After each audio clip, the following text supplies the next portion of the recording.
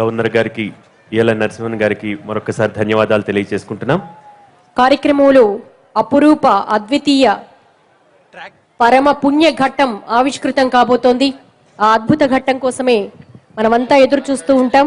ఈరోజు దివ్య భవ్య కళ్యాణ ఉత్సవాలు నిర్వహించుకున్నాం అద్భుతంగా.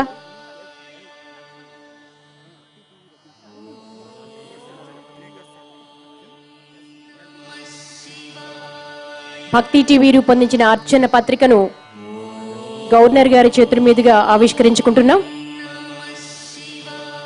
మీ అందరి కరతాళ ధ్వనులతో ఈ పుస్తకంలో దాదాపు 10 రకాల పూజా విధానం ఆ పుస్తకంలో రచించబడింది. భక్తి టీవీ సమర్పణలో ఈ పుస్తకాన్ని విడుదల చేయడం జరిగింది.